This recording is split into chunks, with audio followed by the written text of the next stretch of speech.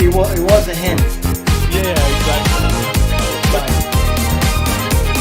You have 2 minutes to do something. Good PowerPoint designer. My girlfriend's like, get purple, Dad, purple. Like, no, I don't think purple will fit in there. Next time, purple. Just indicate the font coming. And then I'll do it. Don't tell him. Yeah, exactly. So, can I do Control A? I can't do Control. Yes. You should be able to. Oh, I can't select the font though. You're gonna have 5 slides.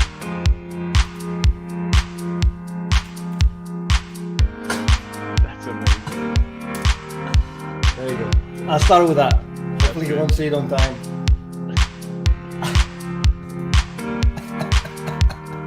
We're serious about our Azure being used. Look at the font. Hey, if he says anything, I'll say it was your idea. Throwing you under the bus. I'm gonna own it. I'm 100% gonna own it. No worries on that. We're open, but it's good.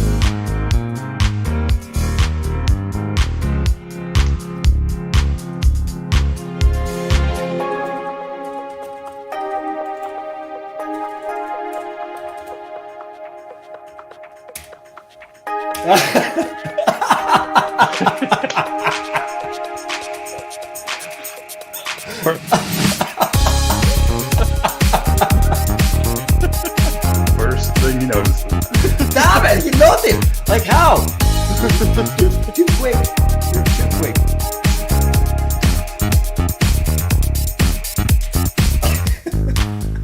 Next time, I'll have my nose handy.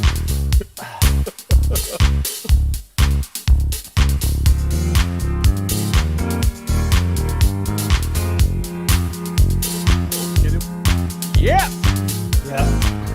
We need to get you these guys. Yeah. I don't have one. Swag. Yes.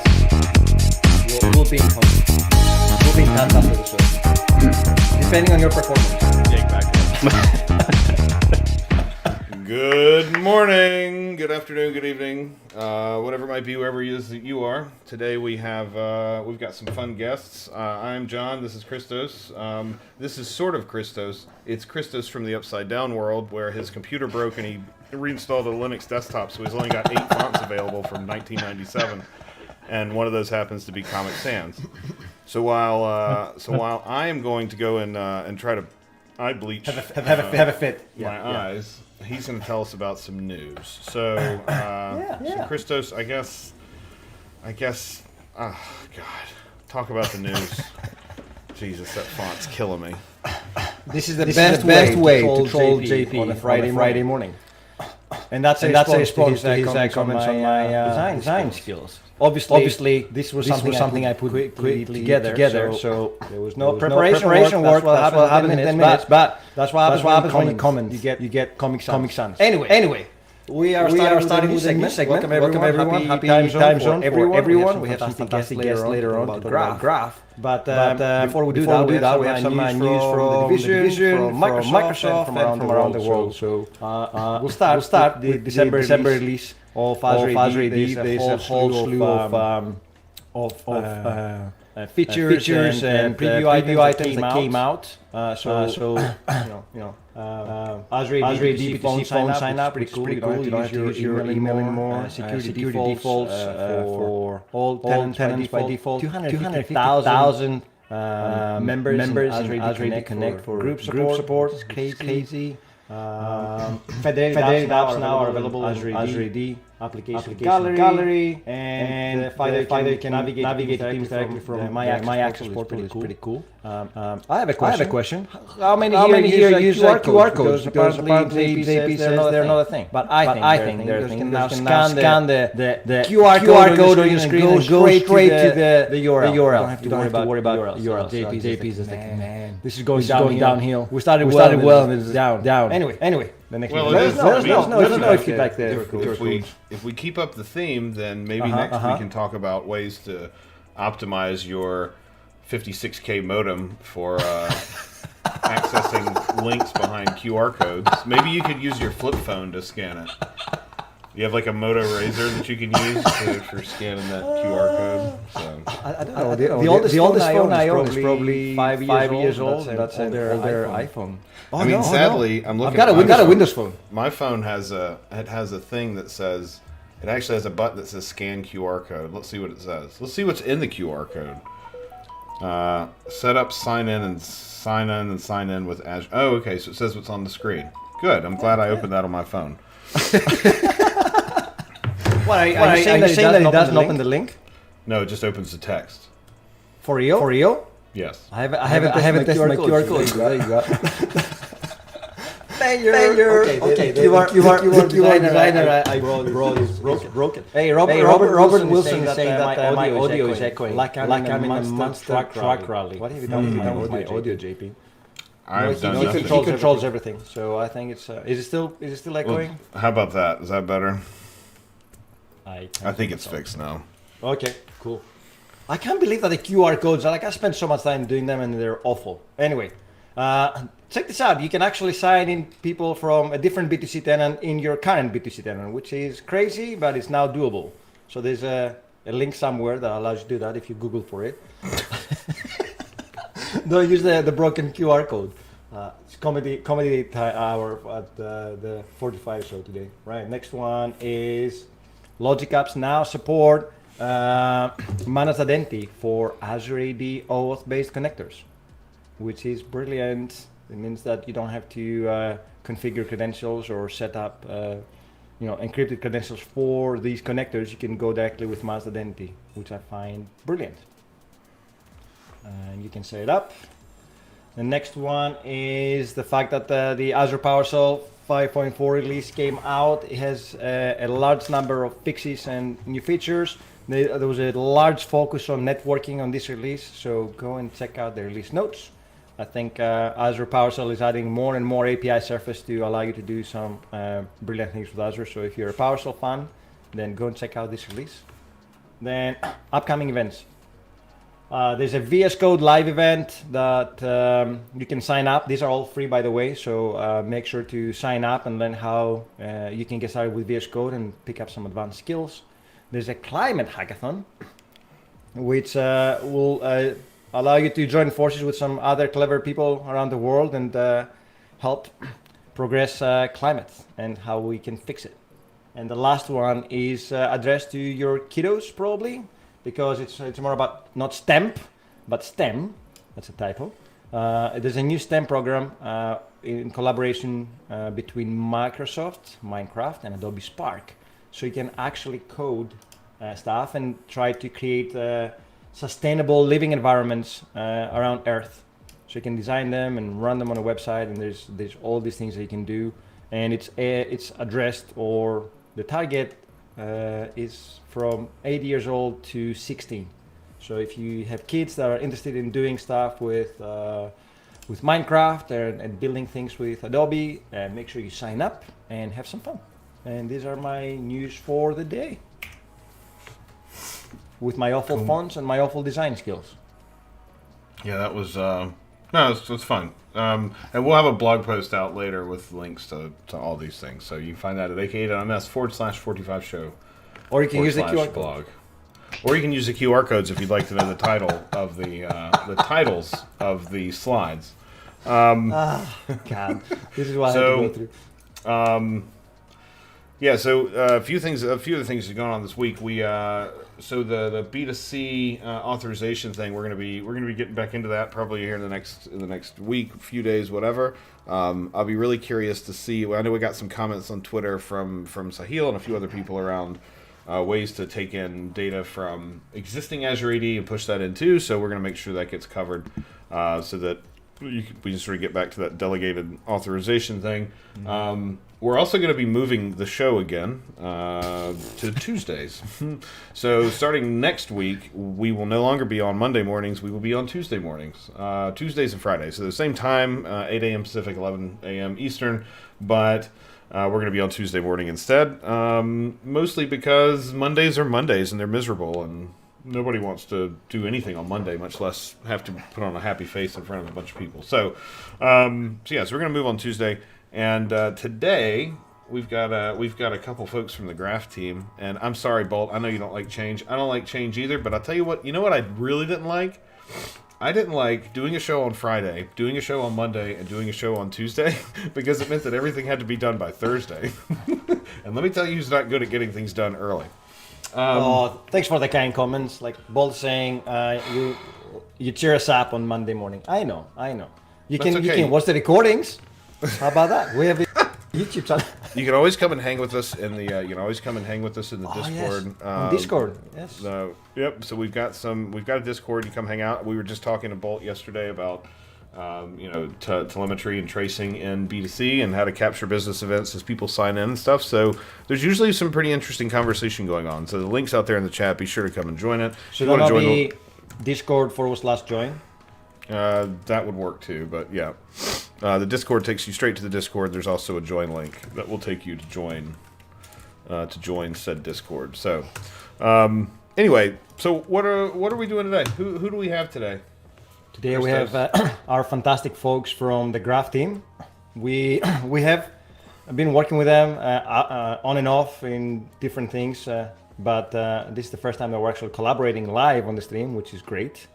And we have Brian Jacket and we got Sebastian Levert. They're both PMs for the team.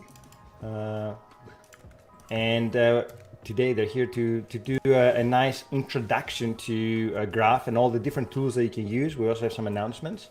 And going forward, we'll be seeing more of this team because we'll be doing a more regular kind of a segment on the show where they will be coming to talk about latest releases and what's coming and what have you. And also answer your questions. So, morning, Brian. Morning, Sebastian. You got their handles the other way around, JP. I love it. What? Their Twitter handles are the other way around. No, They're they're the other way good. around. They're good. No, they're not. They're all I good. see it right on my screen. Yeah. What? Sebastian and Brian. Yeah. Sebastian plays the drums. I remember that because we talked a few weeks ago, and I play the drums too. And I was like, "Nice, another guy who plays the drums who works here," which was awesome. Yeah. So yeah, We the can names play are music correct. live. Yeah, we should actually do a band. Let's start with the band. Yeah, I'll get my Guitar Hero equipment out and we can rock along. There we go. Well, if we were to do it, like let's say it's like a B2C band, then what we would do is we'd take the drums and completely disassemble them. We would scatter them across a 400-acre field, and then we would strap rockets to drumsticks and see how we could make music. I think it'd be fantastic. We should do that. Yeah, that sounds like a brilliant idea. Can I join? The only thing I can play is the recorder. So, is there a band position for a recorder player? You'll be socially distanced over in the left field. Yeah, we need Outside the dancers. frame, somewhere on the side, outside the frame. I can't hear your mic. You're not. I don't know. It's not working. Fine.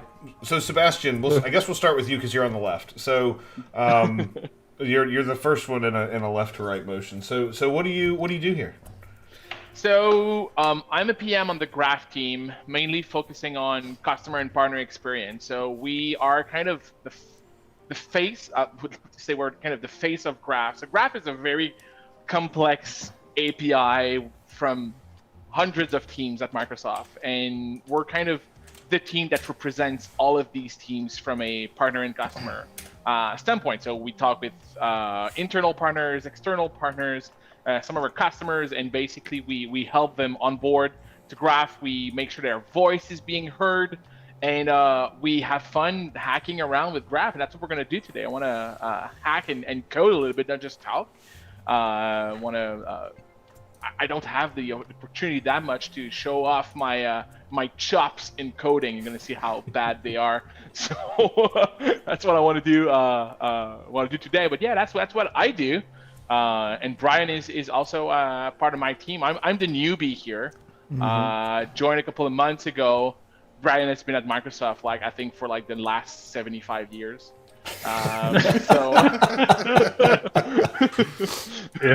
Because Microsoft as a whole has been around for 40 years. So yeah. Exactly. You're one of the founding members of Microsoft. It's nice to have you here, sir.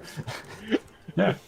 Welcome, everybody. I'm Brian T. Jackett. I am one of the first members of the Microsoft Graph Customer and Partner Experience team. We just formed last May, and we're growing our team out. Sebastian mentioned, we're kind of the voice of the customer and partner, trying to bring any kind of the feature requests that we hear, any pain points, but also being able to kind of share, useful scenarios that we're seeing, or be able to kind of highlight samples, innovative things that we're seeing our customers and partners building. We really love to highlight all those awesome stories that people are sharing with us, and really kind of showcase the great things that are going on Microsoft Graph, and also the additional platforms, again, like Microsoft Identity and Azure and beyond. So lots of great things that are happening that we really want to call out. So I think the first question then, and I'm sure you get this all the time, what is the graph? What? Let me be more specific.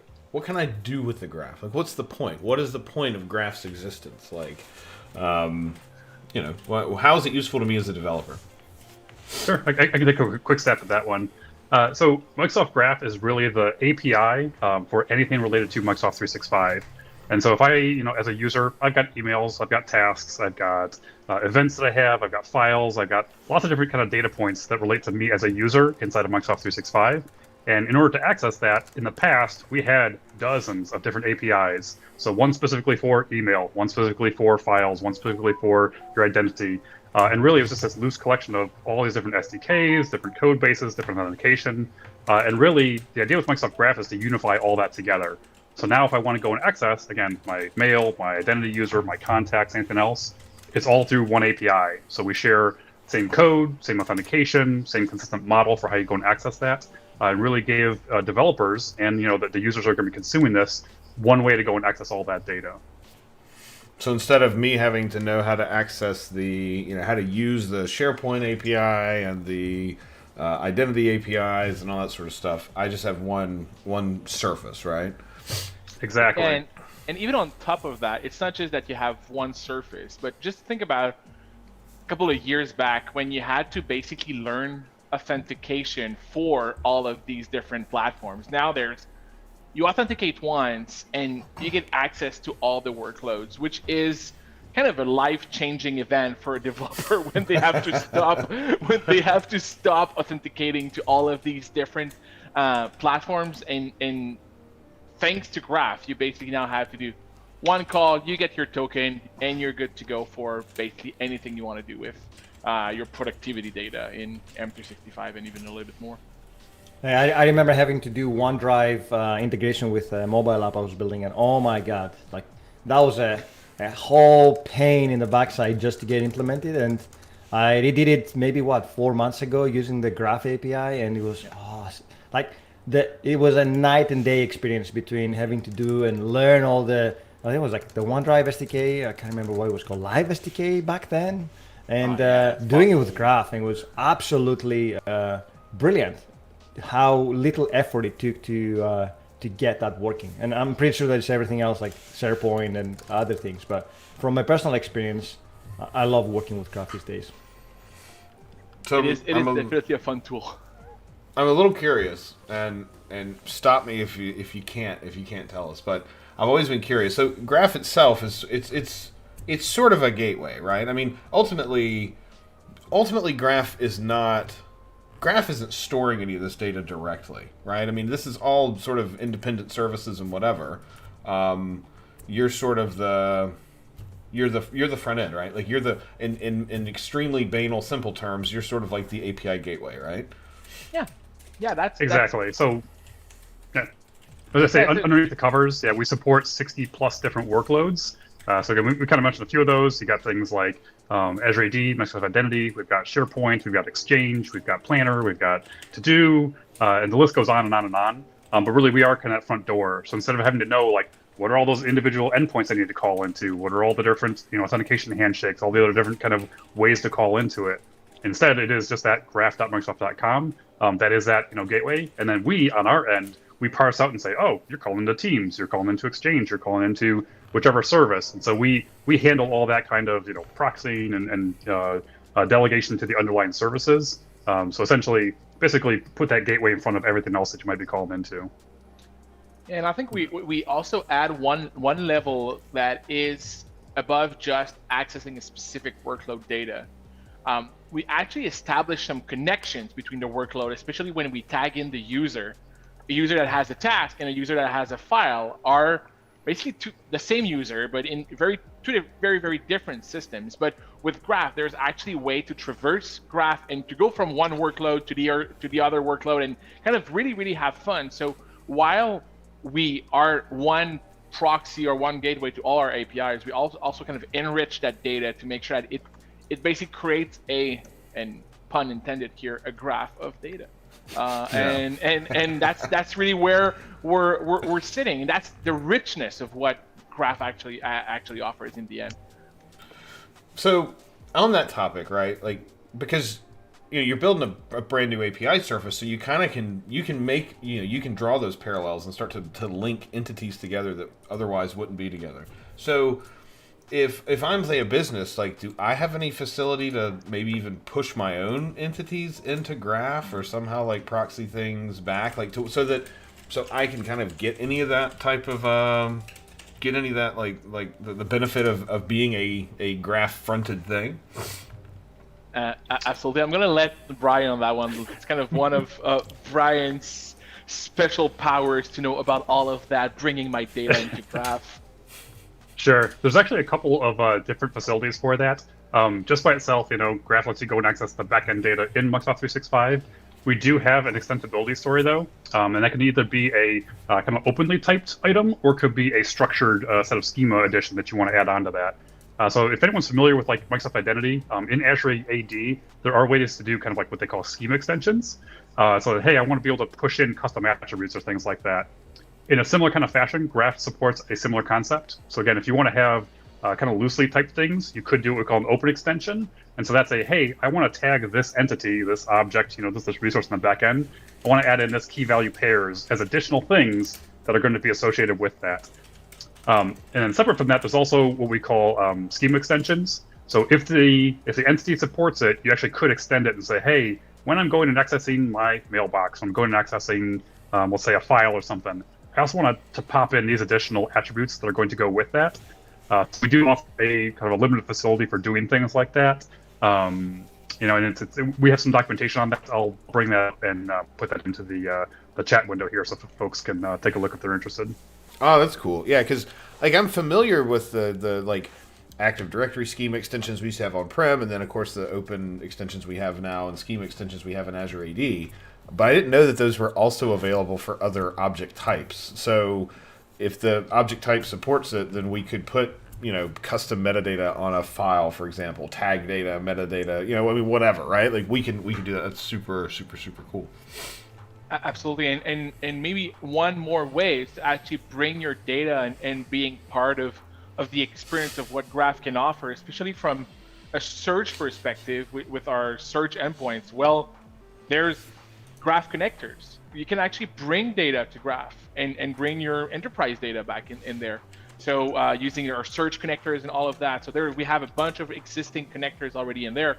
So you can actually bring your own data as part of Graph and just to enrich our existing data, but to really broaden that to a lot larger than what we have right now, which is insanely cool because you can utilize any of our AI or search capabilities to search for your own entities using any of the search areas we have, like Windows search, Bing search, or whatsoever. So bring your data and you're going to be able to find it as part of your M365 experience. Oh, that's cool. Yeah, because I imagine too, like things like Power Apps and Microsoft Flow and all of the sort of, I don't know the right term, citizen developer, I think was one that people used to use. I mean, Fusion, I don't know. Fusion Gartner developer these days. Gartner Is that the new term? Fusion? Fusion. Yeah. Fusion. Oh, okay.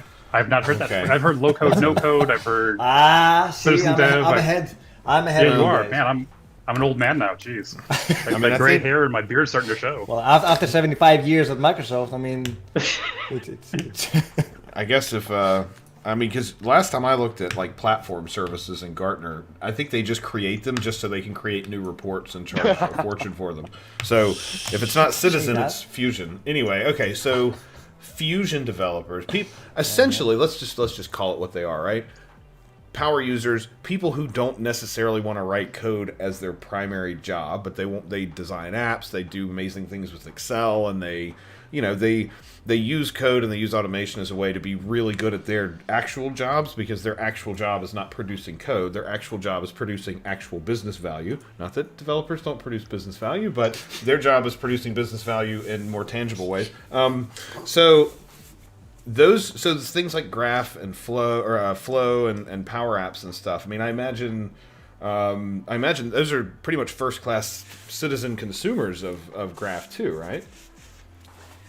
Parts of them, yeah. So a lot of the connectors that are built in Flow or Power Apps are actually calling Graph directly, and that's, well, now the more we see it, the more even our own experiences that we provide at Microsoft are actually powered by Graph directly. So like we tend to want to have our workloads to use Graph as their experience and not go to that super private endpoint that exists, because if it's good for the product, then it's good for the third-party developer, and then it creates a great experience for everybody. So yes, these Flow, Power Apps, anything that connects to let's call it enterprise data or like productivity data that exists in Microsoft. Well, there's a lot of that is powered by Graph under the cover, definitely.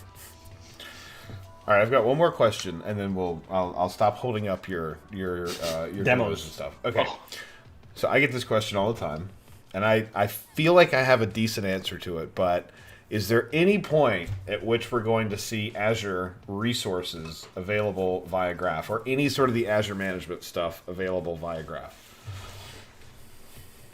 Silence. Yeah. Or is that a terrible idea? And there's a reason it's a terrible idea that you're going to tell us. That's a good question, and Brian, I'm going to go with a short answer. If you want to add on top of it, happy to to complement. Probably way more intelligent than I am. But today we have some areas from the Azure side, or from the Azure resources that actually exist in Graph. Namely, like a lot of people are using like Azure CLI and these kind of things to, for example, create apps, to create like app registrations and everything, and that is part of Graph as of today. So it kind of connects over there. From a larger resource standpoint, I don't know how, like, if there's any work happening or if there's any thoughts on that, Brian. Yeah, so I will say, just from a kind of organizational standpoint, if you look at Microsoft, we're a very large company, and so there's different kind of pillars of, who reports up through who. So in one sense, Azure is a completely different organization compared to where like Office 365, Windows, and other areas are situated. But that being said, what Microsoft Graph started as was literally a small slice of the pie of like, hey, it's Exchange APIs, it's SharePoint, it's like 2 or 3 other things. And over time, that has expanded, and we're starting to grow into more and more services that we're incorporating with this. And within the last, I'd say probably a year or so, the team who's actually, the architects and the folks behind the scenes building Microsoft Graph and, organizing all the APIs, we've actually had a lot more partnership with like the Azure CLI team, the Azure SDK team, the Azure Identity folks. And we've actually been partnering together on a lot of different efforts. So what you're going to see happening is, like, when it comes time for authenticating to those various different tools, whether it's Microsoft Graph PowerShell or Azure CLI or our SDKs and whatnot, we're really trying to align our stories so that, hey, when I want to use one tool, I can now actually go and use the other tool without having to rewrite my code, without having to redo my authentication middleware or whatever else. And so we're definitely starting to bring together like that better together story of, hey, how can we work together better? Now, will we see that, hey, I can actually go and access my ARM templates and my Azure resources and everything else on Microsoft Graph? I don't know that we're going to get there, anytime in the foreseeable future. But definitely there's much more collaboration and much more coming together on, hey, how are we building things? What tool sets are we using to actually generate our SDKs and generate documentation and so forth? So there's definitely more of that, one Microsoft approach to things going on. Yeah, and I think usually the context that I get the question is usually around things like commerce and billing, and I want to see my subscription bills, and but at the same time there might be things like I want to see tags in my Azure resources and stuff, and there is a bit of a difference between the Azure REST API and Graph, because for the most part, I go to Graph for almost everything except for Azure stuff. And so I think it's a common question, but that's cool. I look forward to see how that goes. So okay, so who wants to show us something first? Sebastian, you going to start, or Brian, do you want to jump in and show us some stuff first? I think I'm going to go first, if you want, Brian. Do you want to? Yeah, go for it, Seb. You should drum up the interest. Oh yeah, let's do that. Warm up the crowd so Brian can come in. And I definitely need to figure out a way to get like a MIDI cable here so I can actually play live and have it as an audio source. That's one of my lockdown project right now. Hey, MIDI cables. Hey, you and Christos can get together and you can do a PowerPoint in Comic Sans all about MIDI, the interface. It's perfect. Well, that's exciting. Well, yeah, we should, and would be awesome actually. So a couple of things that I wanted to start with. Wanted to give you a little bit of a couple of latest news around Graph, some areas that have improved in the last month or so, and then afterwards do a little bit of a kind of a Graph 101. How can you start playing with it? And here, like, it's how a dev can really start right away and like hack his way through Graph. And I think there's a couple of awesome areas that we have in the Graph site. So everything starts with the Graph. In that case, graph.microsoft.com. Automatically going to be redirected to this portal that we have, which is kind of our home base for everything Graph related. From there, you're going to have a couple of news, and I want to start with this. I already highlighted in some tabs here a couple of really cool news. One of the latest announcement we had was to bring the, and let me zoom in a little bit. We're announcing the first public preview of the Microsoft Teams Activity Feed API on Microsoft Graph. So every single API for Teams is actually accessible through Graph. So it is a Graph-first product that we have at Microsoft. And now it is possible to publish activity feeds on your left rail of Teams, where you're going to get, I don't know, this app has done something for you, or there's an approval waiting for you, or even from your line of business applications, you're building an HR system, and the manager receives, hey, it's time for your evaluation with this employee, but all of that can automatically be pushed in to Microsoft Teams now. So really cool preview. It was a super awaited features for a lot of our partners. So first really cool thing that happened on Graph lately. Second thing is, and this is, I think it is a game-changing thing, but the Microsoft Search Query API is now fully available as part of Microsoft Graph. So it means that now it is possible to use Graph to do extremely complex queries on a lot of the data estate that lives in Microsoft Graph, from emails to files to custom entities that you're bringing in. You can actually query that and really build super powerful search experiences. So amazing capability. If a lot of people that are landing in Graph are actually either new to the Microsoft ecosystem or super old developers that have been working with the real APIs, but now it's kind of bringing all the power of the old APIs and the new APIs all together. So that's really powerful here. Something I'm really proud of, and a big shout out to one of our PM in our team, Elise Yang, that has shipped an amazing toolkit. I'm going to do a demo of that later on, which is our community-led web component library for Microsoft Graph. And when I say web component, I really mean like standard HTML5 web components for whatever the language you want to use in your front end. We now ship, as part of Microsoft Graph, a set of components that you can just inject in a web page and have the full power of Graph automatically available to you. That's amazing. And they done a really great job. One of the things that, I don't know if we have a screenshot. We actually have a screenshot, which is this one here. the power. This is probably the most requested feature when we're talking about like we want to reuse a component all the time, which is the live person card. So now it's all driven by graph data, and it's like incredibly powerful, and that's really cool. The team did a really, really cool job. As we said earlier, graph is huge. There's a ton of teams that are working on graph, and there's a lot of changes happening to graph that are sometimes big changes, new workloads, new APIs, these kind of things. But sometimes there's also like we added a new property, we changed a property, we're deprecating a property, which is a news, but a little bit less exciting of a news. Well, depends for who.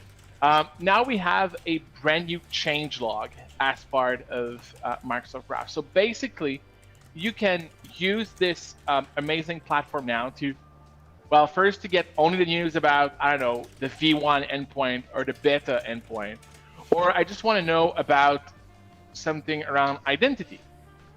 Now I'm going to see all the latest changes that happened through this. That's really, really, really cool. And as a developer, you can actually just click here on RSS and automatic. Well, here, yeah, that's the beauty of RSS and Chrome, but RSS. That's amazing. But what is cool is that actually you can get automated reminders of what changed on what you actually care about. So you get an RSS, you can do that, and automatically you get that in your own stuff. So I will only subscribe if it comes in Comic Sans. Wait a second. Well, no, Can we release it? We have something here. Oh, clearly, I mean, clearly We need to release an Edge extension that shows you whatever you've rendered, but changes the font. Yeah. I think that's totally what we need. Clearly, we need a QR code for accessing the changelog. It did not work. I was able to get the comic sans serif. Look at that. But it was not sans MS, so I'm sorry about that. Fine. I did my best. That's how good I am at on the fly. web I can see that. Oh yeah, definitely. Just as a side note to QR code, when I click on the Discord channel, the first thing I saw was a QR code. Just as I am being vindicated here. just saying. So Chris, I'll tell you a quick story on that. Actually, I helped run a conference here locally, and we actually have like 2,000 plus people or something. Last year, well, not last year, the last year that we held it, we actually used QR codes for all the sponsors to go and scan badges. So we actually kept track of like, hey, who visited which booths and stuff. So I was like eyeballs deep in QR codes, and I actually went into like study how big do you make them, and what's the pixel density that you use, and how much data can you actually fit into a half-inch by half-inch square and stuff.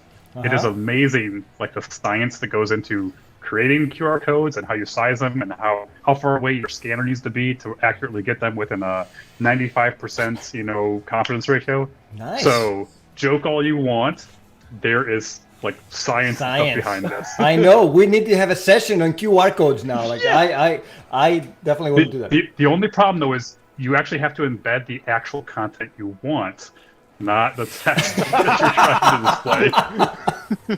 I'm not like I'm a noob on QR codes. I will admit that. However, similar to QR codes, like barcodes, right? I got my my mind blown a couple of years ago when I found out that barcodes actually, when you scan a barcode, you scan the white space, not the black lines. Did you know that? Yep. I did not because know the white reflects back. It's whatever. The scanner shoots a laser out, and it's getting back what it actually receives. The black gets absorbed. 40 years, I lived the lie. 40 years, I lived the lie. I thought like the black lines made a difference. No, it's the white space. That's amazing.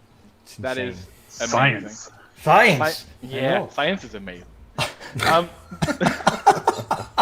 I love science. Next week's guest is going to be Bill Nye. Maybe we can get some. Well, I mean, he'd be the right age to talk about QR codes. That's for sure. Oh, snap! I used to work for a place, and we made voting machines. Which I'm almost hesitant not to say this because before too long I'll end up in like a Rudy Giuliani lawsuit. But we had so many different kinds of barcodes that people used on these machines that it was like you'd have normal barcodes that look like one you'd expect, and then you'd have QR codes, and then you'd have these things that were sort of kind of like a QR code, but they weren't an actual QR code. They were some other kind of square barcode, and it was just like it's like complexity for the sake of it. So. Anyway, sorry, continue. Well, I think we're going to just drop everything and just go into the science of QR codes. Is there a graph endpoint that's going to let me auto-generate yes. QR codes? Feature request. That would be brilliant. Feature request. We could have, I'm going to come back to the Graph Explorer, but we could have like a QR code representing an actual resource. Let's write it. Let's write it now on the fly. How about that? we have a... Funny enough, we have a jet. I'm curious if there could be something for doing QR codes. Oh my god, that's a good question. Let's follow up on that. Let's follow up on that next episode, guys. We're building it. Hackathon project. We're gonna go and test this. Yeah. Yeah, or next FHL, QR code everything in Graph.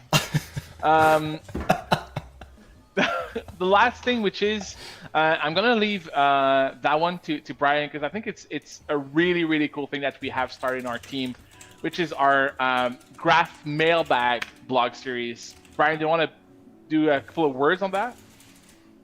Sure. So one thing that we launched back in November, December of last year is the idea of something called the Microsoft Graph Mailbag. And for this, essentially, it's going to be 2 times a month. So it's the second and fourth Tuesday. You can follow along. I'll put the link in here. It'll be aka.ms/msgraph mailbag. No QR code. No QR code for this one, unfortunately. The idea being that a lot of times as we're working with customers and partners, working with developers, we run into, maybe it's a pain point, maybe it's a really cool solution, something we really want to highlight, or maybe it's even something like in our documentation or other areas that maybe didn't get enough highlight, or things that we want to really show the value of. So we're using this as kind of our interface for, hey, here's cool stories that we're hearing. Here are great things that we want to highlight, things that maybe little nooks and crannies of Microsoft Graph that just don't get enough attention. So one of our first ones we did was showing Microsoft Graph Explorer, which Seb can talk to here in a couple minutes. But innovative ways to use Graph Explorer that you may not be aware of at first glance. We've got another blog post coming up from one of our cloud developer advocates talking about how you can actually use things like Power Automate to go and do custom connectors talking to Microsoft Graph. So there's lots of cool things that we're seeing people building or things we can use. Oh no, there's a QR code floating into the screen. That's awesome. So again, second and fourth Tuesday of each month, we're looking to publish these out there. And eventually, we'd like to get to the point where, hey, we can actually accept ideas and topics from the community at large. So far, it's been much more of an internal focus thing, just to kind of kick the tires and get things up and ramped up. But yeah, as we go forward, we're going to come up with a way to, whether it's some kind of form or survey or a QR code you can send us, and we'll be able to take a look at what those topics are that we can share more about. Awesome, and that's really cool. There's really good content already, so that's really nice. So now that we know what's new, let's dive into how you can actually start your journey in Graph from a kind of one-on-one standpoint. Everything happens at the header of that Microsoft Graph site, where there's like all our solutions are getting started. If you want to go and start whatever language you're using, you want to start from the .NET Core standpoint, Angular, React, Node, whatever, you start here, and we're actually gonna scaffold a project for you, pre-baked, ready to run, kind of a very good F5 experience, so you can start working with it. So that's a really cool way to do it. But my preferred way to do it is to actually start with something called the Graph Explorer. So think about Graph Explorer as a ready-made portal that you can actually hit on basically any endpoints of Graph. And let me just log out for now. I'm going to just sign out from this account just for a second. I'm going to go back to Graph, and the beauty here is, as a dev, you don't even need to actually have an account or whatsoever. You just need to go in here, and the first thing you're going to see is, for example, in here you have a query to me as a user. So I want to know what's, I don't know, the details about the currently logged in user. I just hit run query, and automatically I get the data. And I get all of that data right here in its JSON format. So really cool stuff, because you went from a, I don't know, a super simple get call, and you get data automatically from here. That's based on a sample tenant that we provide. So you can actually go here and get your mail. I want to see what are the messages that lives in that mailbox. And you can actually see all of that. What is super, super cool about this is from here, there's actually nothing you have to do. You just go in and you start looking for that. The issue is when you're using the kind of the baked in user we provide, you can actually just do gets. You cannot create content or like edit content. It would be way too funny to go back inside some of that content and see what's underneath and what people would be creating. So what you can see, what you can do here is to sign in with your own account. We usually recommend to not do that in a production environment. Actually, we absolutely not recommend to do that in a production environment. We have a developer program on Graph where you can actually get a free dev tenant that gives you the full licensing you need to use Graph Explorer. So do that, join now, you're going to automatically get a tenant where you're going to be able to log in. And once you log in, you go here, you select your user, you put in your password, and automatically, well, yes, I want to stay signed in. So while you're signing in, just an idea here, I wonder if we can have sandboxes for these kind of non-authenticated users, so I can go and play around with put and patch, but the data gets wiped out once I leave the site or something. Yeah, that could be well, that could be kind of in a local cache type of put and patch. That could be something interesting. We're gonna it's part of our team, so our team owns that Graph Explorer. I'm gonna make sure that they're aware of that feature request, and it could be or you can go on GitHub and create an issue on their repo, because actually the Graph Explorer is an open source project. You can actually go in there and do that, which is really cool. Speaking of which, Seb actually submitted a PR back in, was that December or November of last year, to get a change into here, and it's already live. So, and that was before you joined Microsoft. I was still on the other side. I was like, nice. I want to have that thing in the Explorer. I'm going to show you what it is, because I'm super proud of. But to your question, Christos, we do have that Microsoft 365 developer program. Actually, Seb, if you hover over the little gear icon in there, you can show them. There's a little Git sandbox tenant link in there as well. Oh, nice. Yeah, so there's your link to go over to the thing, so you can actually go and sign up for the program, and then be able to you basically get a 90-day renewable tenant. As long as you keep using it, it'll continue to renew for you, and you even get 25 users in there. And why this to me is like the awesome deal is that, hey, I don't want to be testing with the same global admin account every single time. Maybe I want to have, here's my salesperson, here's my manager, here's my end developer. And so you actually set up like personas, and that's kind of leads into something they'll talk about a little bit later on for browser profiles. But I can actually have different use cases, different personas, and test them out and see, hey, like who's the manager for this user, or what are the mails that I sent to of another user within the tenant. And you can really get to see like those end-to-end almost testing scenarios and actually mock them out using that developer sandbox tenant. And that kind of removes, a couple of years ago, there was that trend where developers were always saying, it works on my machine. Now it became, it works on my tenant, because you're always working as like your global admin.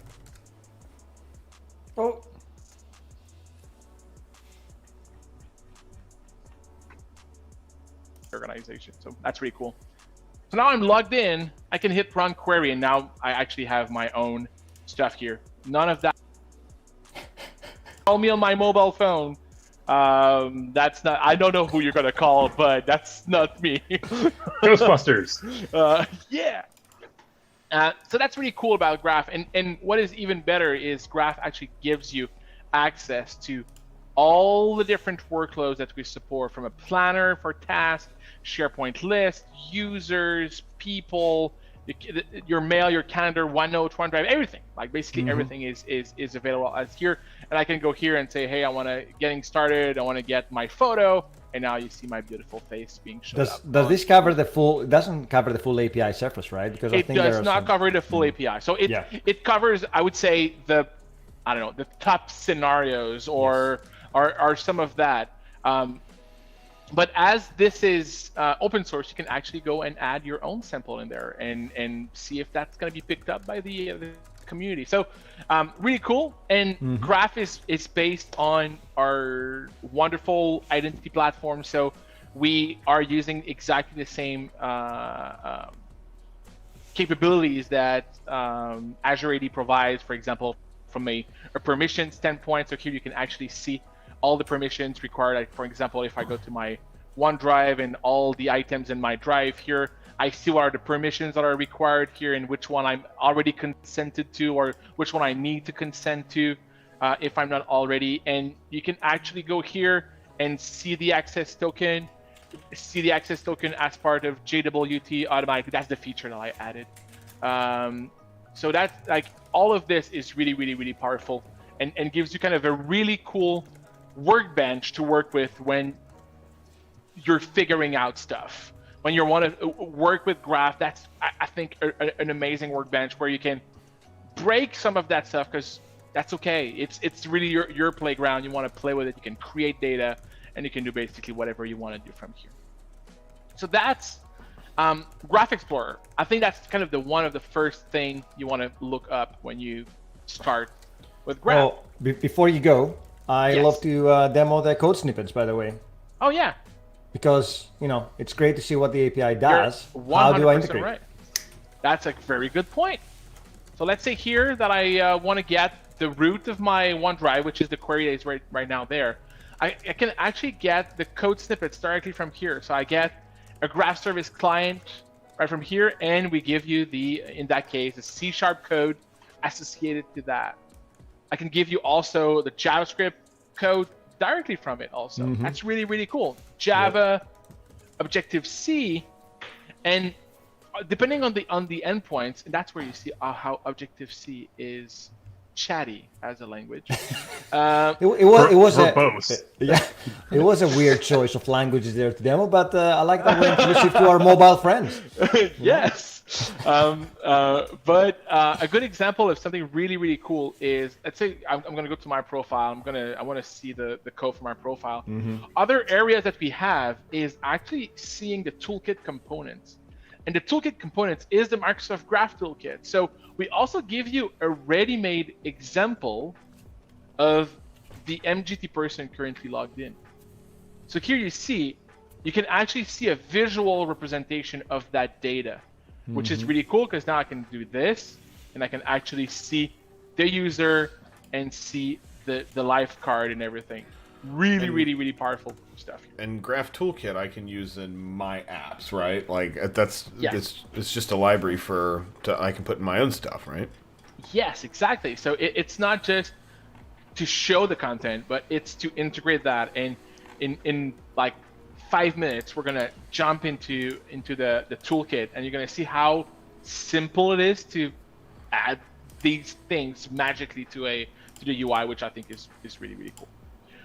We're also providing the adaptive cards, so you can actually have adaptive cards right there. So if you're doing like Teams development or you're doing Windows development that uses a lot of adaptive cards, you also get that data right there. So that's really cool.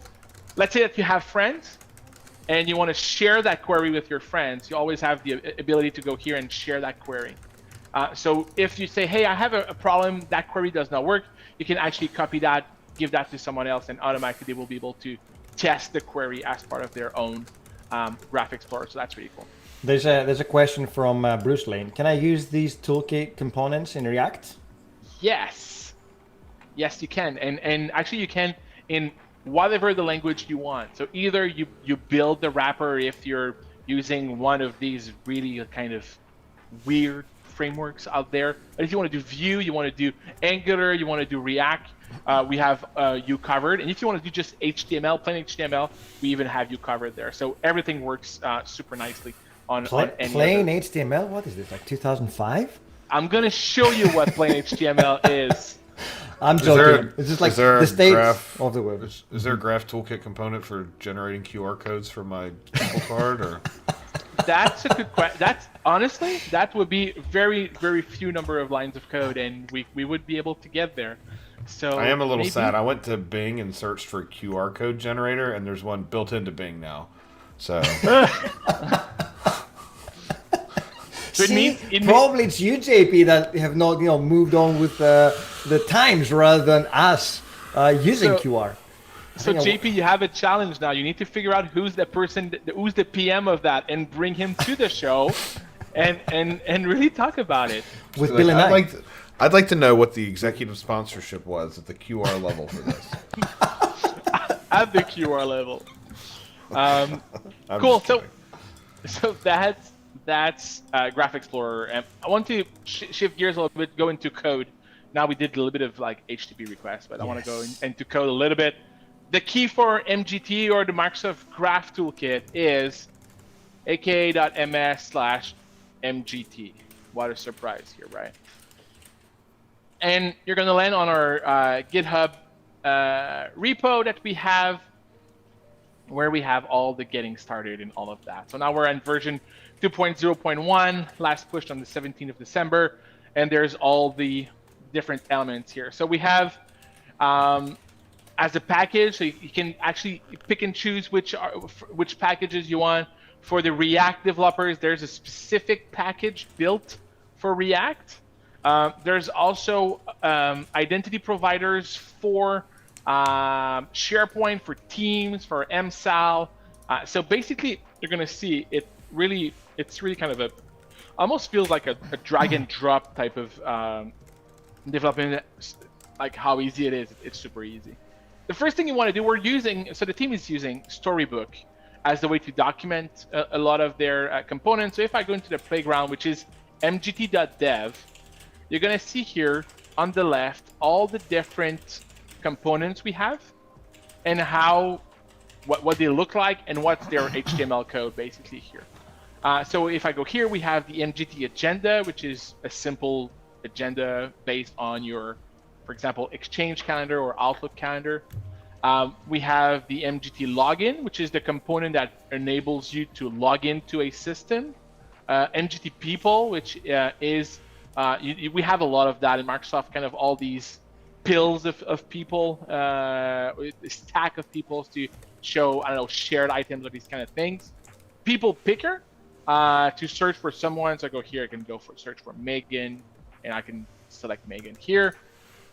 We have the MGT person, which is basically the image of the person. We already saw this component a little bit earlier.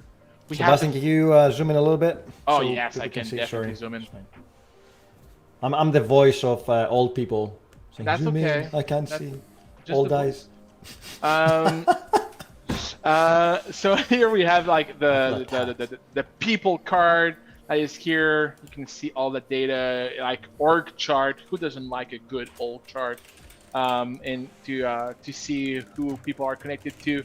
Then afterwards, we have the tasks where we connect to both To-Do and Planner as part of Microsoft Graph. We have a Teams channel picker, and we have finally the MGT To-Do, which is a specific task component, but just for To-Do. So all of these components are all open source. There's a lot of work happening in that space. We also have, like, I would call it this, I don't know, the superhero of components here, which is our MGT get. What is our MGT get? Well, basically here, it's just a component that does a get to whatever resource in Graph, and you can templatize it. So if you're like super lazy, you don't want to like code crazy stuff, you just want to do a small get to one of the resources in Graph and template it and display it on the screen. Well, you actually have the ability to do that by using that MGT get and specifying which resource, which version of Graph and everything. that's really, really cool because it basically enables you to utilize the Graph Toolkit as the foundation to build upon. And Graph Toolkit will manage all your authentication. Will manage all of the all of the 429s. If you're really, really heavy on Graph, it's going to automatically back up for you. It's going to do all the caching for you. Everything will be handled by you. The only thing you have to do, find the right endpoint, templatize it, and then we're good to go. So that's super, super, super, super helpful. Now, how do we create something like that? Well, we go into Visual Studio, and yes, we will be creating an amazing code. Yes, that's what I said. I said Visual Studio? You did? Oh, man. Let's not confuse Not our Visual Studio audience. Heavy, not Visual Studio Diesel, whatever you want to call it. Yeah, exactly. Yeah, I mean, it's already open, so clearly it wasn't Visual Studio, right? oh, that's a good one. That's a good one. I don't know what I've done to deserve this attack this morning. I only did some awful PowerPoints, you know? So, quite easy to get you started. The first thing you're going to want to do is to include MGT as part of your page. If you want to, you can do it the proper way, meaning you can add the npm package. You can do that in a strongly typed fashion. But here, I just want to show you how easy it is to actually get started. So, first thing we'll want to do is to add that MGT loader.js, which is provided by the team. That's going to bring you all the packages from MGT straight into your application. So you're going to get all the JavaScript you need.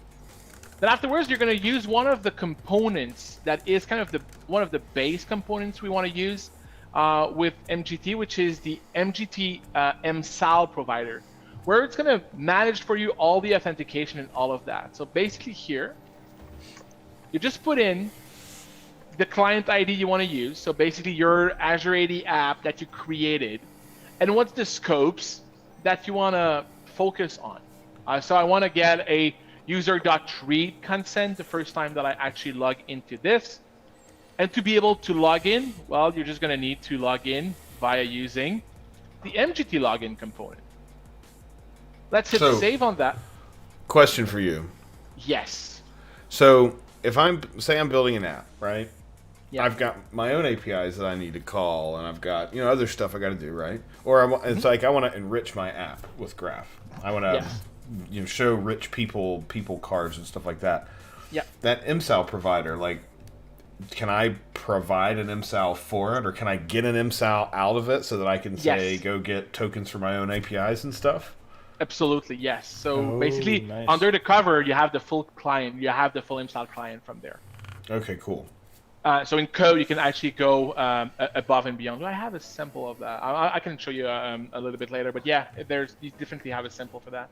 Okay, cool. And there's also a proxy in there as well if you had to go through some kind of custom middleware. So it is fully customizable, extensible. If you want to do styling, we support that. If you want to do again that custom middleware, the proxy, we support that. If you want to do the custom queries to Microsoft Graph, MGT Git for that. So they've had a very open mind from the very beginning of how can we make this as dead simple as easy as possible to get up and running in 1 or 2 lines. But if you really want to crack the hood and really get your hands dirty, we also support that as well. Yeah.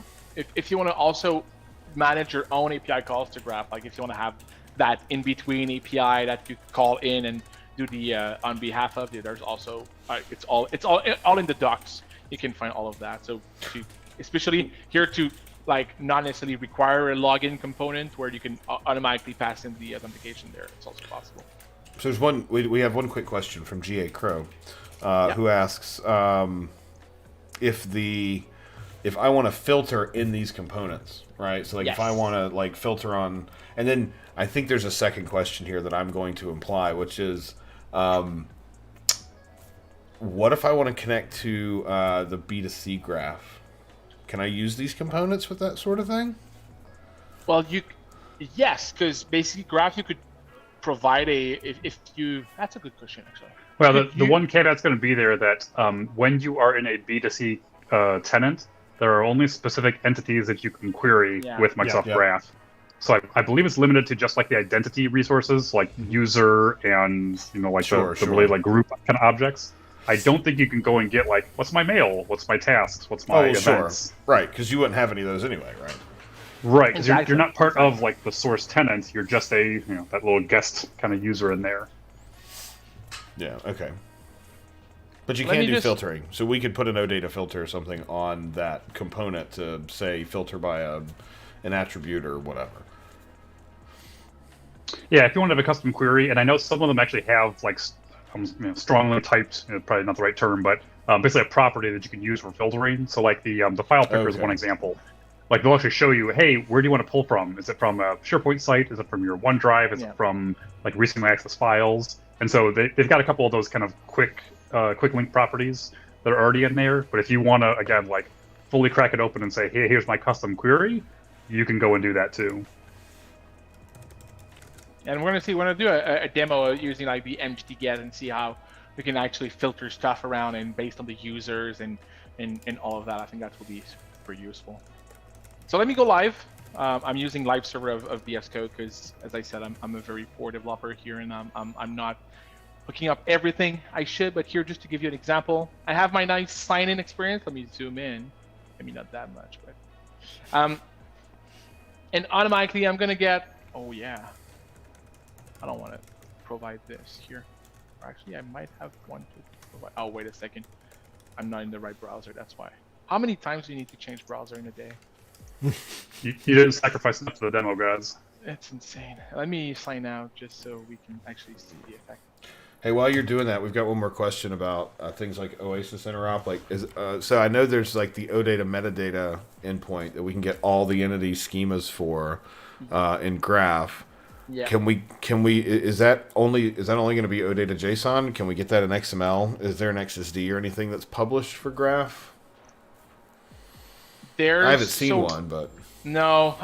Right now it's only through so basically as part of like for Graph Explorer you can actually do like v1 metadata. Yep. And that's there are a handful of endpoints on the beta version of Microsoft Graph that do support other return types. So, like, if you're going against a reporting API, some of them do support CSV, XML, and I think there's one other one out there as well. But for the vast majority of cases, it's usually JSON.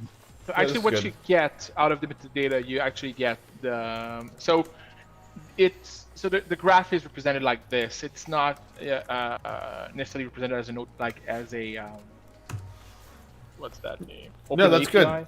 No, that's good. You would get that. Yeah, Graph has CSDL. I think is what the underlying. Yeah. So well, it's big, by the way. It's definitely a big. That's surface. an understatement. No, from a true scale perspective, Microsoft Graph, I think, if I'm not mistaken, is the largest REST API like anywhere. Yeah, just in terms of sheer number of resources, entities, properties, like the scale of it, I think it is literally the largest one on the internet. Yeah, that makes sense. It is actually crazy. So let's do the demo again, and this time it's gonna work. So I'm gonna sign in. I'm gonna use my account here. I'm gonna put in my password, and I'm gonna say yes. And if I did not consent to any of the scopes that I was requesting, I would get a consent screen here. And there you go. You see my face and my name, and if I click on this, I can actually four lines of code, right? I mean, well, it didn't take much to do. Not even. Like it's even. Actually well, five. Five. Is HTML codes? So is that really code? So zero It's got line angle of brackets. Come on. I'm not getting in that conversation right now. I don't want to alienate half our audience, but let's say with 4 lines of text, you can get it. Text. There we go. Text. Exactly. And then from there, you can actually do pretty much whatever you want. So you can do, I don't know, you want to do a MGT. Let me get that here. Like you want to see what's your user whatsoever. Like you can just do like an MGT like this. Like I want to get the user ID, or I could actually do instead of do that, I can do query equals /me, and automatically it's gonna bring yourself as an MGT person, and that should actually work. You know how it is when you actually don't even look at the docs and you decide that it's query/me.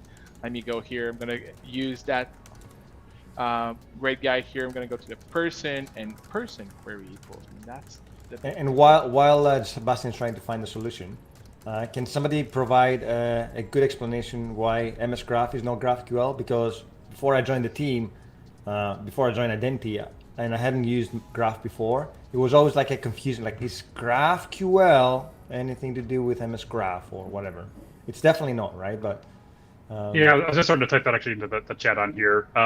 It's not GraphQL in the sense that like I can go and query like 15 different sources and merge that all back together and present to you, here is the response to this. It is more of a like transactional REST API, but we did mention a little bit earlier in the stream, if folks weren't on, think of it kind of like a gateway. So, within Microsoft 365, we've got a whole bunch of different services, a whole bunch of different data points you might want to access. Rather than going against, each one of those different services individually, now you've got one gateway to be able to send one request to graph.microsoft.com, and we'll figure out all the, hey, what's the underlying actual REST API that we're going against, or what's the underlying other different kind of services and endpoints that we're calling into. So it's kind of GraphQL-ish, but it's really more of a gateway for multiple REST APIs behind the scenes. Right. Yeah. Thank you. And so now just have this, and automatically got all my requests all built directly by Graph. Now I have a fifth line of code. Yes, I want to accept this permission. And I have another line of code. I can see all my files. I can see all my emails. I can see basically a lot of the data that lives in there. So this is one of the, I would say, from a easy integration in a third-party app, this is a really, really rich one.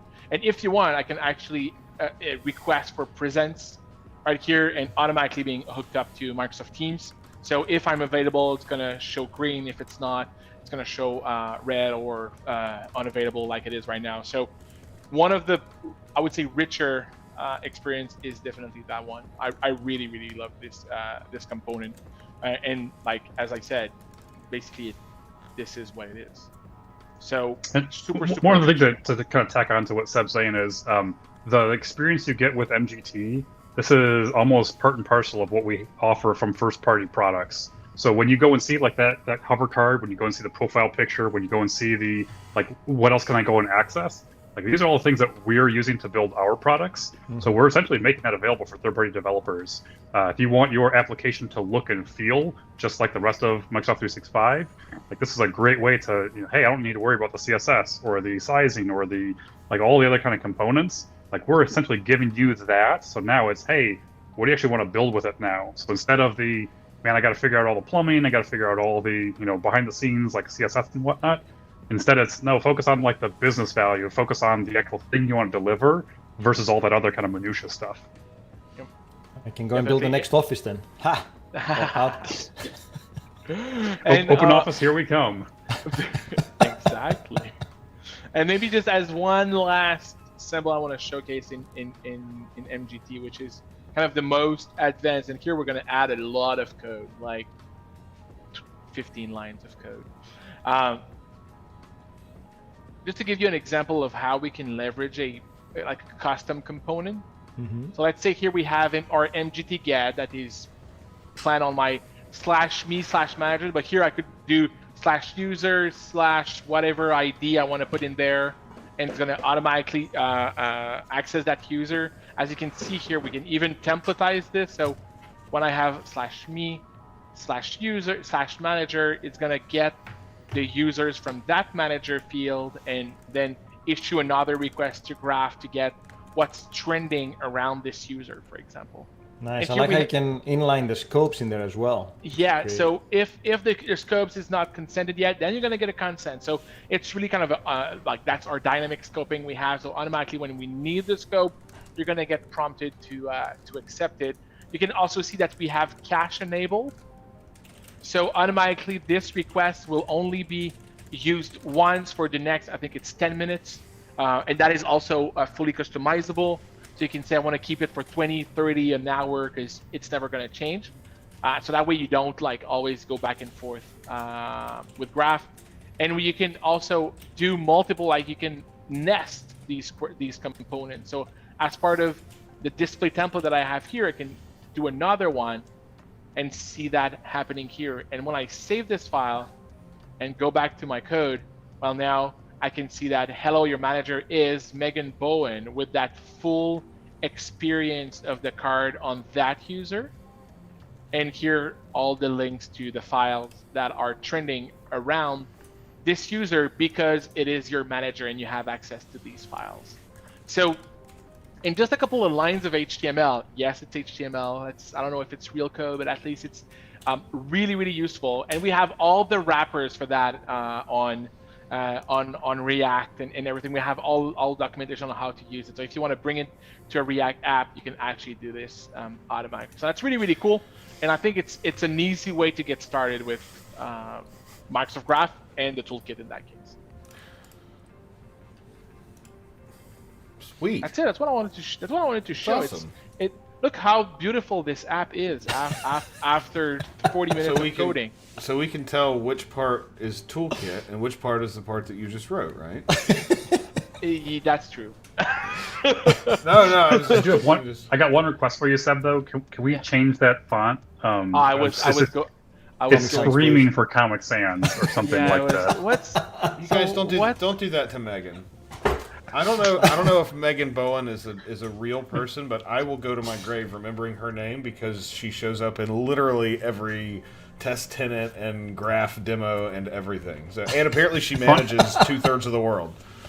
Fun fact of the day: every single whatever sample username that you see from a Microsoft Graph whatever official demo, those are actual Microsoft employees that have consented to use their names within our whatever demos.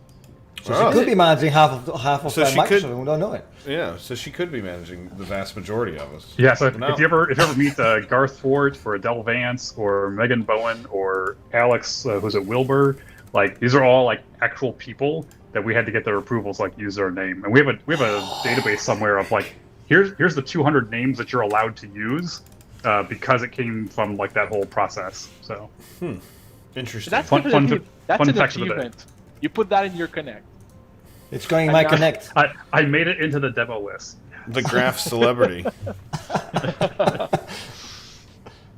I love it. Let's freeze this pain forever. Let's do that. Let's make this. That's going to be your new what's it, the thumbnail for your show video. Yes. Yeah, it's definitely going in the highlights.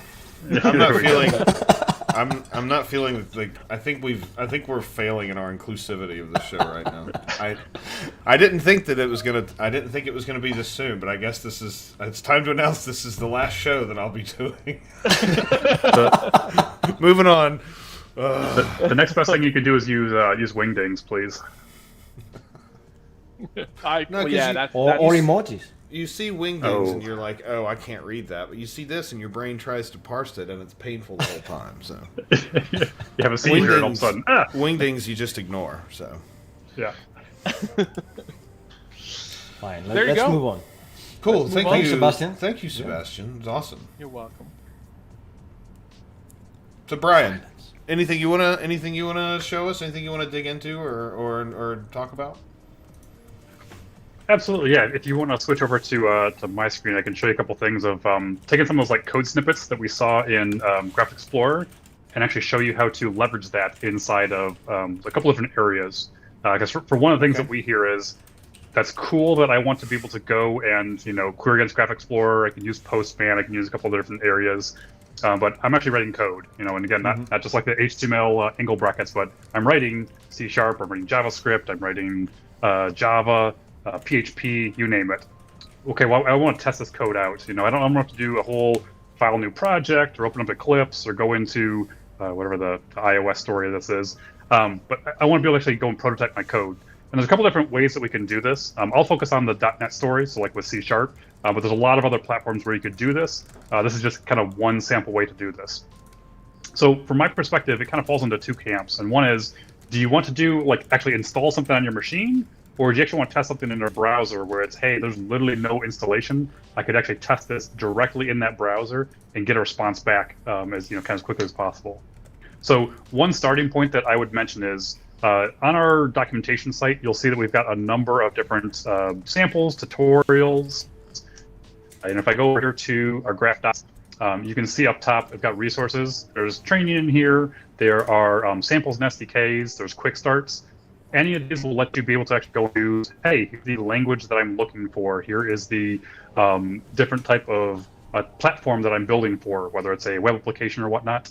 Oops, actually I want to go into here, getting started actually.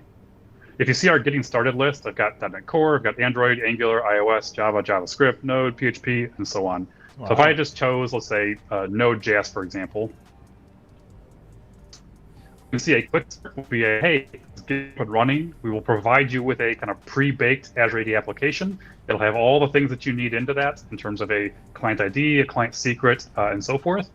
You'll actually download a zip and be able to open that up and run it from your machine literally in like minutes. So we will actually inject into that download, here are all the things that you'll need. Again, that client ID, client secret, any kind of tenant information, and so forth. So that's a kind of quick and easy way to get up and started without having to do a whole bunch of work. If, though, you actually want to take a little bit deeper dive into this and say, hey, I want to build something from scratch and literally understand every single line of code or every kind of addition that we're making to this, we do have also a number of kind of, build from scratch things. And so you'll actually see with this, hey, we'll walk you through step by step, like, hey, file a new project, go and create files, go and add this content to it. And at the end, you'll have a fully built solution. It'll take you more than a couple of minutes, usually anywhere from like 20 to 30, but give you a little bit more deeper feel for how to actually go and build something from scratch. And lastly, there are links to go and actually grab the SDKs. So if you're working with Angular or .NET or Java, JavaScript, and so forth, we do have SDKs to give you a little bit more experience with, hey, I actually want to go and grab users, I want to go and grab events, but it'll handle a lot of things for you. So when it comes time for, I need to do retry logic, I need to do error handling, I need to do any other kind of aspects with that actual plumbing code, you can actually use that for the SDKs to help you with that. Now, from my perspective, great, I've got the language of choice, I've got the framework, I've got the whatever else I'm looking for. How do I actually go and test out that code that I have? Now, one tool that I've used personally, this is something that's available for .NET. I don't believe it's going to be supported for JavaScript and some other languages. Something called LinkPad. I first heard about this, I don't know, maybe a decade or more ago. And the idea is that I can actually go and write a C# or an F#, multiple other kind of languages. I can write a program and not have to worry about doing file a new project or building a console app or building a website. I literally just want to focus on, here's the code that I'm going to write. So I'll show you kind of the end result, and then we'll rewind it back and show you kind of where it started from. But right here, this is all the code that I need to specify to actually make my query to Microsoft Graph work. So if I go ahead and hit the run button on this, you'll see that down here in the bottom, I've got my results for this. We'll zoom that in just a bit. So here's my result, and I'm pulling back in this case. I've got a graph client, I'm going into users. So literally just grab me all the users, grab me the first result off of that, and show me the display name. And then this dump command is basically what LinkPad uses to say, hey, show this actually into the little output window, and I'm going to label it graph result. So literally these 2 lines of code is all it took me to actually go and make my query. I'm using MSAL, so again, for my authentication. I'm using the .NET Graph SDK for this, and I'm able to go and make my query in this kind of simple lines of code. Now, where did all this code come from? I put into the chat window just a second ago something I've produced myself, which is the .NET Core console sample. And so we take a look over at here. This was something that was part of the 30 Days of Graph blog series that I helped host a couple of years back. And we actually provided a .NET Core console sample to actually go and be able to make queries against Microsoft Graph. And it's broken down in a couple of different areas. You'll see that there's a base console app on here. This is literally the bare bones. I want to go and make literally a simple request to go and get that user again on there. And it gives you all the plumbing, all the different files and things that are necessary for it.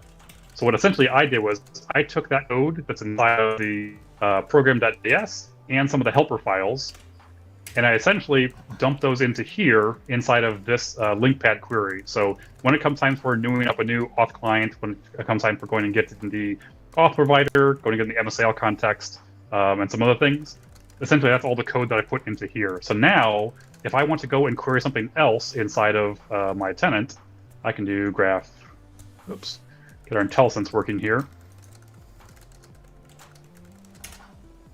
Oh, come on, machine, you can catch up. There we go. Graph client dot, and you'll see all these different entities that are available to me if I want to go and talk to the applications within my tenant, the chats. If I want to go and look at devices, I want to take a look at drives for OneDrive, groups, and so forth.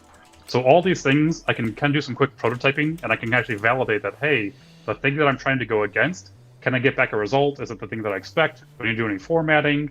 So really kind of a quick and easy way to actually be able to test that code out, get back a response, and now when it comes time for actually writing this into my actual application, I've actually tested things out. I know that they're going to work, and people have kind of a quicker experience with that. So the default thing that I'm working on here, this is using what we call application permissions. So there is no user context for this. This is literally a background service. This is some kind of disconnected application. Again, there's no real interactivity to it. It's really going to be something that's running on the back end for this. So great for things where I'm doing like auditing, or I want to go and take a look at, hey, for this user, I want to go and do some things on their behalf. So really, there's no user context with this. If you do want something where there's a user context, there's a separate one in here, which is using delegated permissions. And again, the idea here is that I actually do have a user context. Like someone's logging into a website, they're going into a mobile application, they're going into some other kind of scenario where, hey, I as the user am making this request against Microsoft Graph. And so for this, we actually use something called the device code flow. And if you've ever used, let's say, Netflix on your Roku device, or you've logged into some kind of application on your phone, rather than popping up the browser and actually logging in, instead, we're going to send you a notification that says, hey, type in this little password, this little kind of code that we're going to send to you. Type that into your browser and log in as your user. Once you do that, now we recognize that, hey, that little local instance of a authentication request, we're going to tie it back to you, the user, and we're going to basically kind of connect the dots there so that you, me as Brian, I've actually logged into my Netflix account, into my Facebook account, into Twitter, or whatever else, and now I can make requests on your behalf using that little connection that we just made on there. So here, if I go ahead and hit the run on this, you'll notice down at the bottom, blow this up a little bit, I can go to this page on here, Microsoft.com/device login, punch in this little code, and I'll go ahead and grab this. I'll go over to my demo browser. So frequently, I literally have it as a favorite up on my favorites bar. So go into device code. I will punch in my code for that, hit next. And because I'm authenticated as my user, I can prompt, hey, logging in as, what's your username and password? Instead, hey, I've already got my logged in user. They're already signed into here. And here is the application that we're using to actually log that in. And in a second, we'll actually show you that back in Azure AD. But I'm going to log in as my mod administrator account. I've done all the consent. I've already done all the other kind of prerequisites. So essentially now, I'm logged into that session in LinkPad as my mod administrator account in my demo tenant. So when I go back to here, you'll see that, hey, great, we did the authentication prompt, and now I'm getting back those same kind of results. But in this case, it's me, the user, making the request, not some kind of disconnected application permission out there. So great ways for us to be able to kind of test out code. Again, LinkPad, this is a application. Really, all I did was I imported the different NuGet packages for this. So I've got the Microsoft.graph and I've got the Microsoft.identity.client. So quick and easy ways to be able to kind of test out code. And I can be able to modify this, do whatever kind of queries I need to in this sense, and issue those things against my my demo tenant. Now, if you don't want to install things, there actually is another tool out there that I'll mention. I'll pull this up on my other monitor here. So this is something called .NET Fiddle, and the idea here is that there's a number of different Fiddle sites. You have like JS Fiddle, you'll have .NET Fiddle, and I think there's at least a half dozen or more others out there. But rather than having to install any kind of tool on my local machine, I actually could be able to run that same type of code that we had, and I'll blow this up a little bit. This is the same type of code that I had in LinkPad, but instead now here I'm actually doing it through the browser. So again, no installation, but I can still call those same NuGet packages, Microsoft.graph, Microsoft.identity.client, and I'm even using the latest version of .NET, .NET 5, all the latest and greatest. So in here, I can be able to do a simple run on this code. And you'll notice that in the text on here, rather than using the SDK, I'm actually going to use just a simple HTTP client and make my query out against there. But all in all, the same type of information is going to be responded to me on this. And you'll see down at the bottom, this is my JSON response from this. And if I scroll over to the section where it gives me back the value for this, this is that same type of response. And so you can see that, hey, that conference room Adams, that's the first user context essentially inside the tenant. So again, I didn't install anything on here. I literally just made my references to NuGet. I was able to actually make a query against that. And now I'm not going to have all the fanciness in terms of IntelliSense inside the browser here, but I could go and prototype my query and say, hey, what would my query look like? What kind of things can I do for filtering? And be able to do that kind of prototyping very quickly directly inside of our browser. So kind of a quick and easy low-code way to be able to go and test this out. That's fantastic. Now the last piece, and again, if you're looking for more of the full-featured way to do this, you could come into Visual Studio Code. And again, if I linked to that sample project earlier, if you want to go ahead and fork that and take a look at that, you'll see that we've got a number of different scenarios in here. So there's that base console application. There's also a scenario using certificate authentication. And we see this from a lot of enterprise developers, folks who are trying to do a little bit more security-minded. Rather than pass it in a client ID and secret, instead, if you're going to require a certificate, now I can say, hey, this actually has to be the cert on the machine, whether it's the server, the client desktop, wherever else you're running from, ensuring that that user has a certificate. Now they can actually go do the auth request against the service and be able to make that request on their behalf. But all the code inside of here, I just pull up a sample on here, got my program.cs. You'll see that up top, we've got a very similar kind of syntax for I want to go out and make my query against Graph Client. I'm going to do a filter for the top. In this case, it's going to be the users, request, and we pass in those options that we defined on here separately. So if I go do a .NET build. Can you zoom in one bit, please? Sure. Thank you. You got to tell me to do the enhanced thing from CSI, though. That's the only way that I respond. Here we go. .NET run. Oh, whoops, I need to go one level deeper. It's console app. There we go. Surprised it didn't yell at me before. .NET run.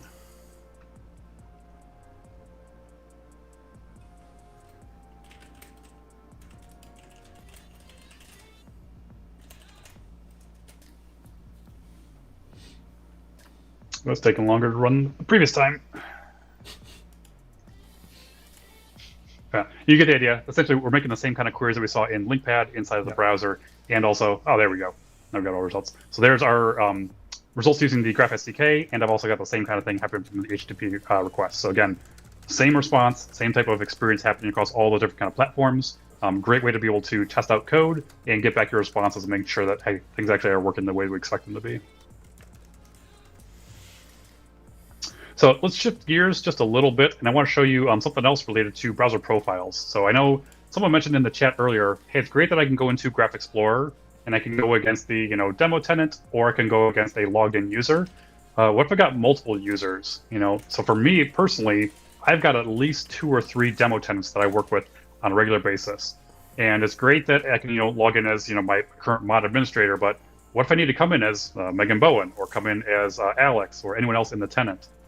If you're not familiar with this, in Chromium engines, and any of the browsers out there, so either Chrome, Microsoft Edge, I believe Brave also supports this, you can see up in the upper right, there is this little profile section. And so for here, I actually have multiple users that are all defined for essentially different tenants. And I'll see if I can do a quick zoom in on this. Not sure if this will work for the stream. Oops, that's not going to work. Essentially, I've got users for my administrator on one tenant, and then I've got my admin on another tenant. I've got Adele in tenants 1 and 2. I've got Alex in one of my tenants. I've got my personal, my work, and more users in here. So the idea is that I can actually set up these different profiles to be basically designated for a specific user, kind of a persona. So if I'm looking for, hey, here is my security administrator, here is my Azure AD administrator, here is my just end user developer kind of person, I can set up different profiles. And now when I go to the different websites for these, let's just take an example of, I go to Diego, launch Diego, all the authentication prompts, all the different kind of things, they're basically tied back to him. So if I go to Office just as Diego, because I've saved all the credentials, I've stored all the other kind of things to that user, now when I go to do sign in, it'll know that, hey, I'm in the context of Diego, I don't have to go and retype my username and things that are tied back to that. Instead, oops, no, I do not want to switch browser profiles. Oop, I forgot, this is my new machine, and I don't have actually Diego set up yet. Let's go to Adele, because I know she is set up.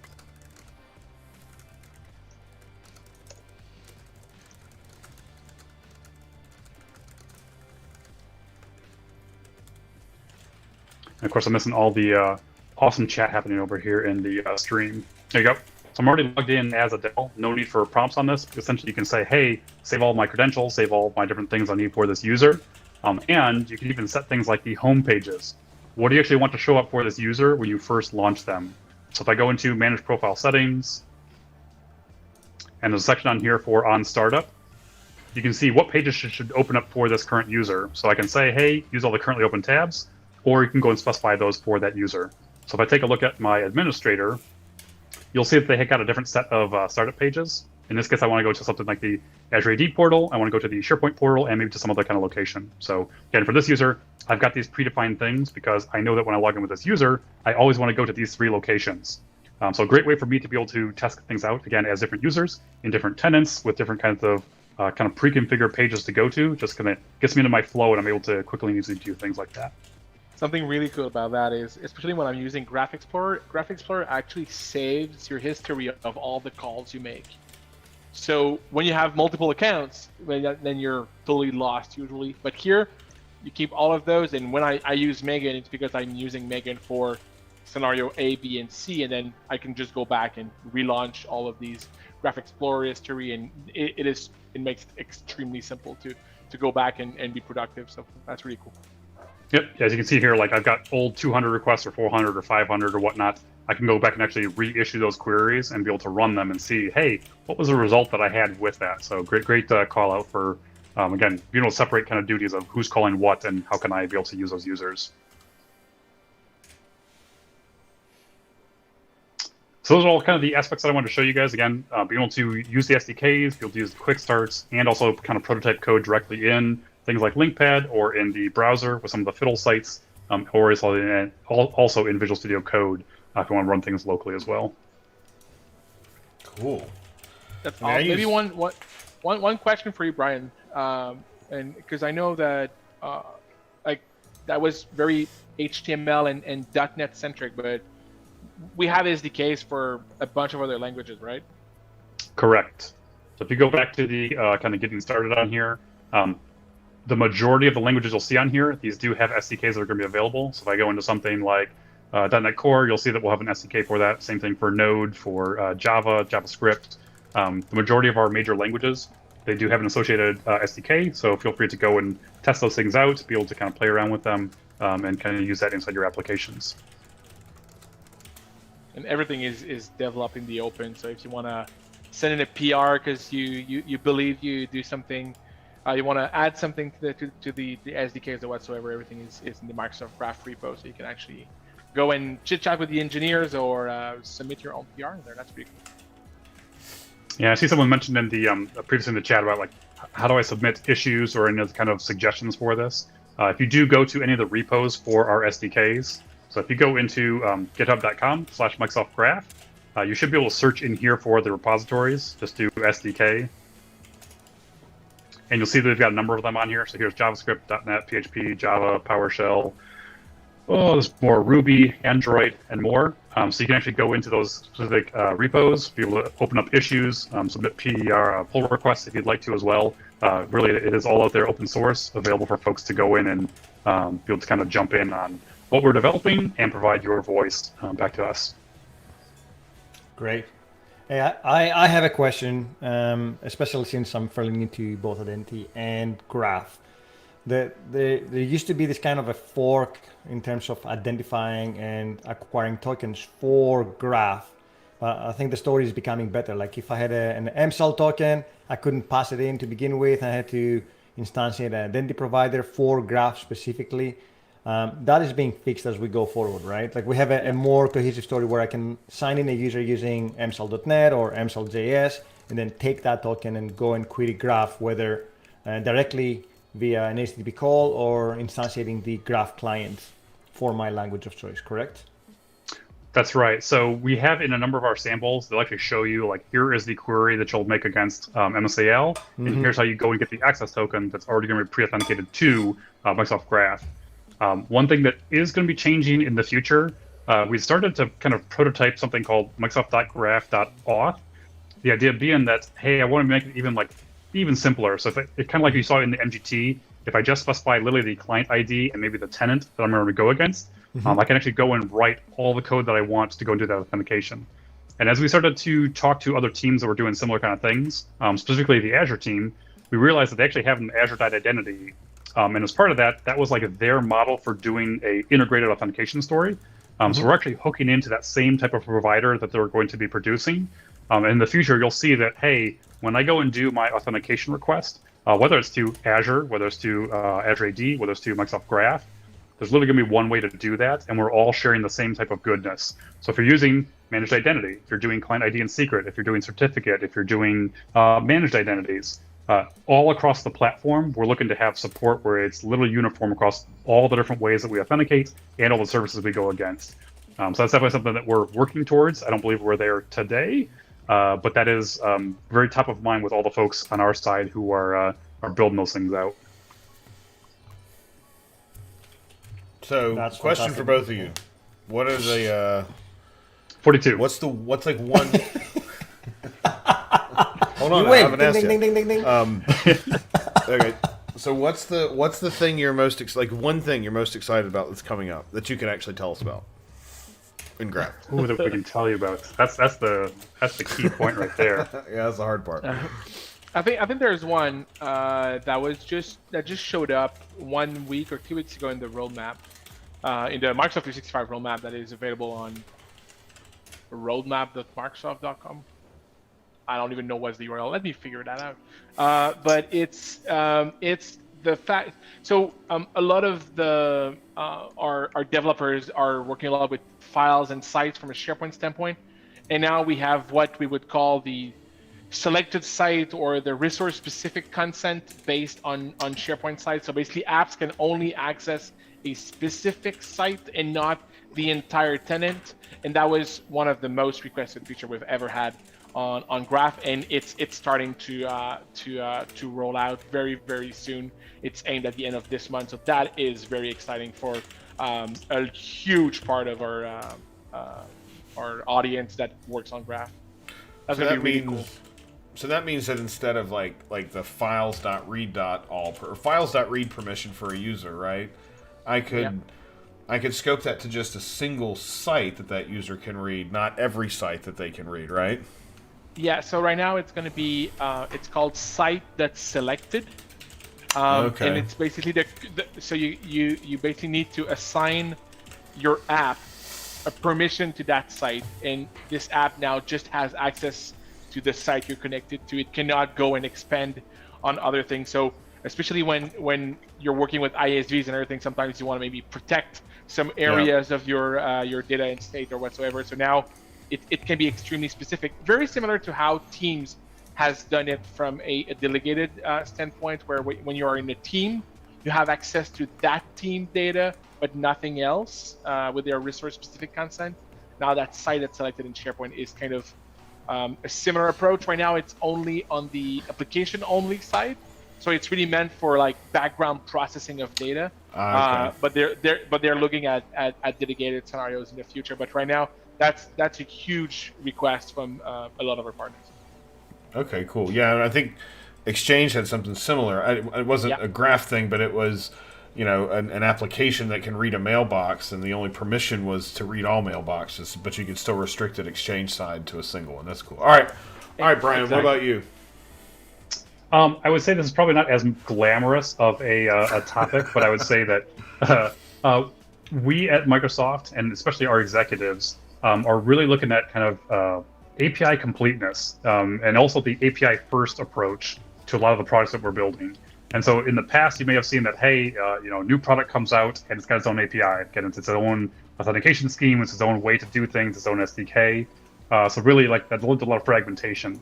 And now that we're moving forward more with, Microsoft Graph first, so now it's like, hey, we've got a new service that's coming up, and Microsoft Teams is a great example of this. There is no quote-unquote legacy API for Microsoft Teams. It is Graph first. So when we start to roll out these new applications, new services, Microsoft To Do also, they're only using Microsoft Graph for their API.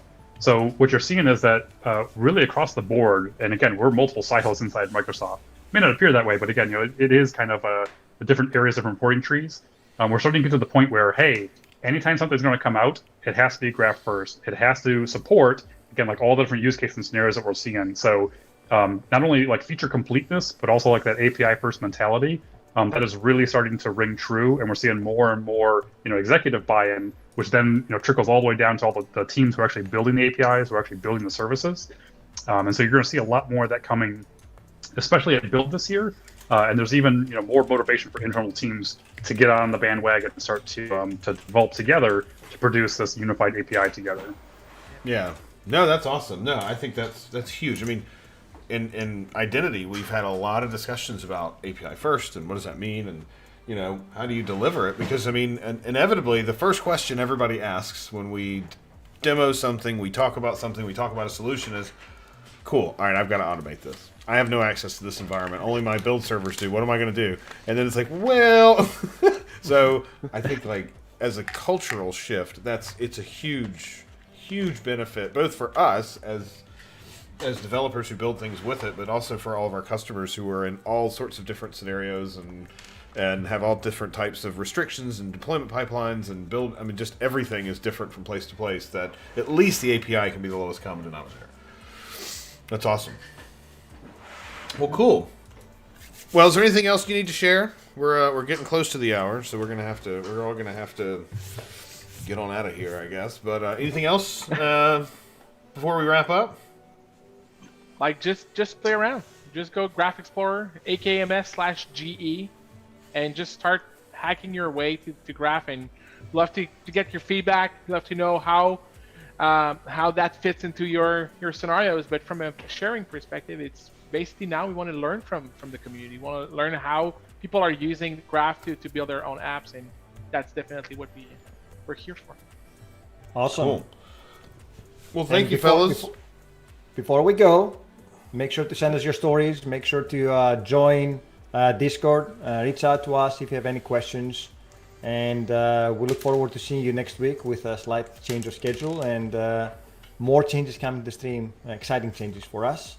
So we look forward to everyone. Have a lovely weekend. Thanks for coming, everybody. Thanks so much for the opportunity to share this time with you guys. We really appreciate it.